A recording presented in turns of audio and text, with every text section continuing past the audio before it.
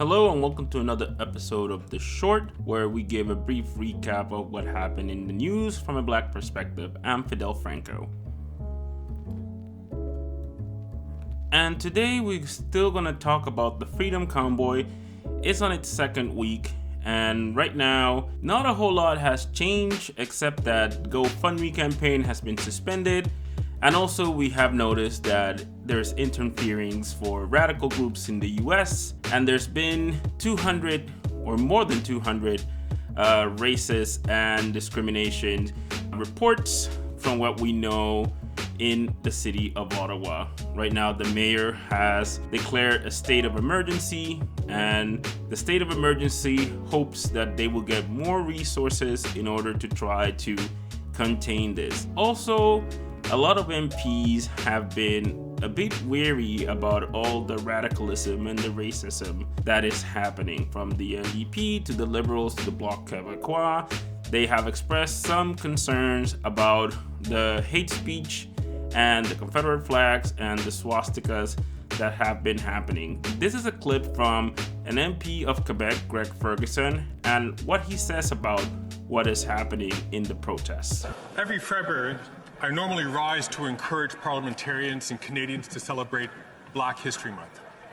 These are not normal times. This past weekend, a small minority thought it acceptable to bring swastikas and Confederate flags to Parliament Hill. Let's not mince words. The Confederate flag is a symbol for slavery. Whips deformed black bodies, forced labor, mangled limbs. Torture almost always preceded lynchings. Intellectually, I know that very, very few people today would support what the Confederate flag represented. I will assume that the Confederate flag was tolerated this weekend out of respect for the individual's freedom of expression. However, in my heart, I was left wondering, who else supports this flag? Without real-time denunciations, how am I to know? That's what scares me. Even after 188 years since the abolition of slavery in Canada, in some people's eyes, I am not equal, nor should I be free.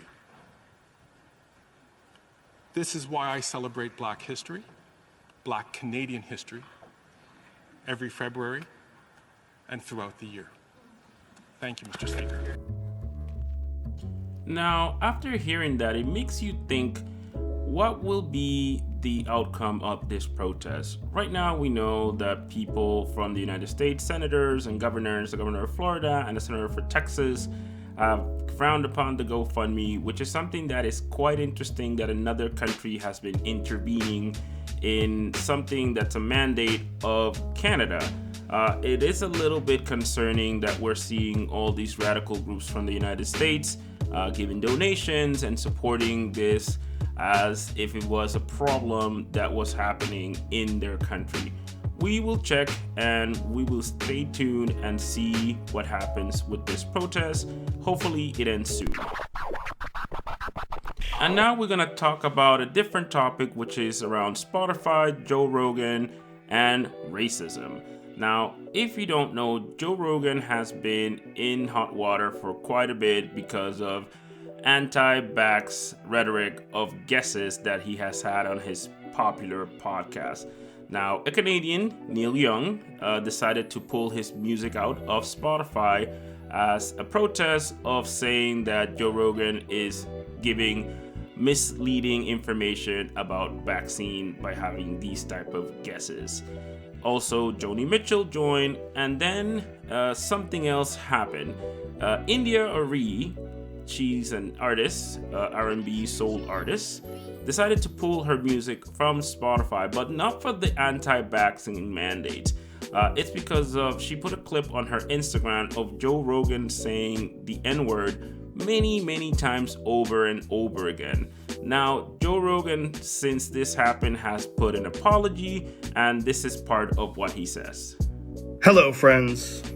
I'm making this video to talk about the most regretful and shameful thing that I've ever had to talk about publicly. There's a video that's out that's a compilation of me saying the N-word. It's a video that's made of clips taken out of context of me of 12 years of conversations on my podcast, and it's all smushed together, and it looks fucking horrible, even to me. Now, I know that to most people, there's no context where a white person is ever allowed to say that word, never mind publicly on a podcast. And I agree with that now. I haven't said it in years, but for a long time, when I would bring that word up, like if it would come up in conversation, instead of saying the N-word, I would just say the word.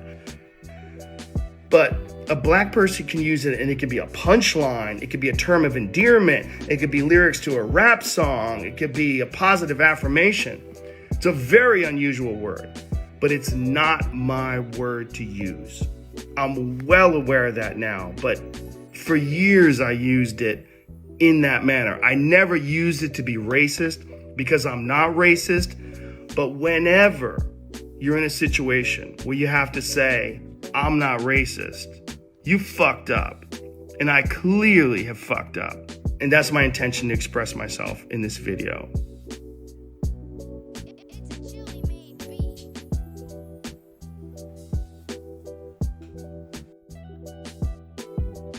Now, we heard the apology or sort of apology from Joe Rogan, but I will frankly be honest with you. I've never been a Joe Rogan fan. I do see his commentary on the UFC. Never liked the Fear Factor show or anything like that, but this is a little bit weird, just because of the fact that we know that nothing's gonna happen to Joe Rogan. He will still do his podcast. He will make a lot of money doing this. Nothing is really gonna change, and I wonder if it would happen to any other race. If you make a Jewish comment or an Asian comment, would that be any different? We don't know, but we can see some examples. Whoopi Goldberg said something in the similarity of the Holocaust, and she got suspended. She said it was taken out of context, the same as Joe Rogan did. Nick Cannon said something about the Jewish community as well. He had to apologize. He got fired, and eventually he got his job back. But it is kind of weird that people can get away with this and nothing happens. This is what we talk about when black people get degraded and discriminated and nothing happens because of systemic racism. So we'll see what happens in this span of times. Again, black people should be aware that this is always something that's going to happen. This is something that has happened for many years, and that's why part of it needs to be pressed, that there needs to be some kind of consequences. I don't think something like cancel culture or anything, but do not put your money on somebody that might be putting racist things within your community. We'll see what happens. And again, it's Black History Month, but it doesn't mean that there is still not a struggle. Black people are still struggling. And again, hopefully to anybody that's listening, please learn and check out some of the things that we have put on blackinthemaritimes.com. We put a couple of documentaries, and we're going to put some information to educate people around how the struggle has been to people of color within Canada. So please subscribe to our podcast, whether you are on Spotify, Apple Music, Google Podcasts, Stitcher. Like us, please donate on Patreon or PayPal, and stay tuned. Peace.